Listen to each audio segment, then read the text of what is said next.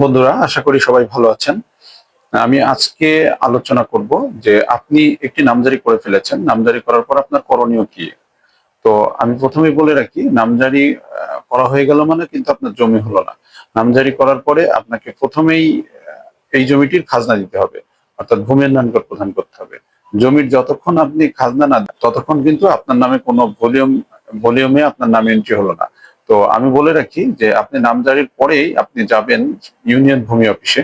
Union ভূমি অফিসে যাওয়ার পরে আপনি এটা রেজিস্টারভুক্ত করা হয়, রেজিস্টার টু জমাবন্দি রেজিস্টার বলে। জমাবন্দি রেজিস্টারটা কি? একজন মালিকের সকল তথ্য যেখানে লিপিবদ্ধ থাকে, এবং সেই মালিকের জমি যদি কোথাও হস্তান্তরিত হয়ে থাকে, যদি জমির কোনো আপগ্রেশন হয়, যদি বিক্রি হয়ে থাকে, হস্তান্তর হয়, তো সেই নাম থেকে কেটে যার নামে জমি হস্তান্তর করা হলো, নামজারি করার পরে তার নামে আলাদা করে একটি ভলিউম ওপেন করাটাই হচ্ছে রেজিস্টার টু এর কাজ। রেজিস্টার টু এ লিপিবদ্ধ হয়, অর্থাৎ আপনার নামজারির পরে আপনার যদি, যেমন ধরেন একটি ব্যাংকের অ্যাকাউন্ট যখন খোলেন আপনার নামে একটি অ্যাকাউন্ট খোলা হয়, ঠিক তেমনি জমির ক্ষেত্রেও আপনি যখন নামজারি করবেন, আপনি ইউনিয়ন ভূমি অফিসে গেলে একটি রেজিস্টার টু তে আপনার নাম লিপিবদ্ধ করা হয়।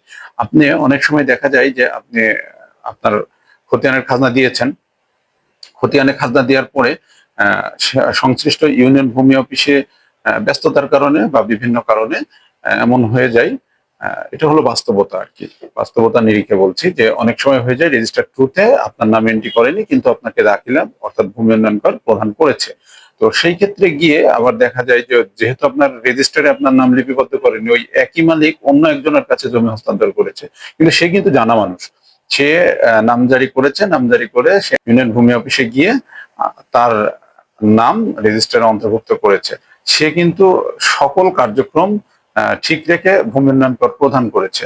তো যেই ক্ষেত্রে সে সকল কার্যক্রম করে ভূমি উন্নয়ন কর প্রদান করেছে, কিন্তু আপনি কিন্তু সেটা করেননি।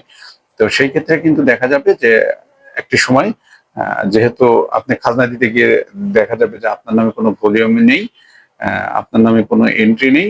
সেই ক্ষেত্রে আপনি জমি হস্তান্তর করতেও যেমন প্রবলেম ফিল করবেন, একটা সময় দেখা যাবে যে এই জমি নিয়ে কোনো মিস কেস অর্থাৎ রিভিউ মামলা শুরু হয়ে গেছে।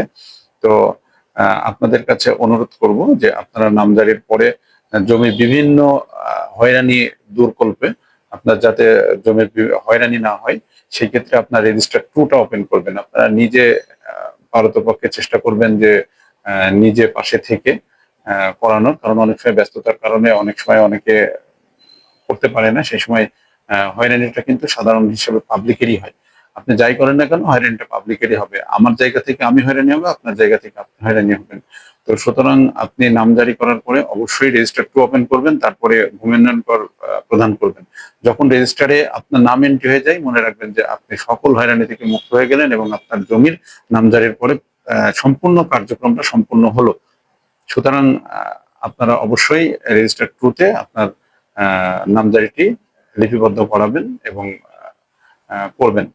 তো সবাই ভালো থাকবেন, আমার জন্য দোয়া করবেন যাতে আমি আরো ইনফরমেশন নিয়ে আপনাদের সামনে আসতে পারি। আসসালামু আলাইকুম।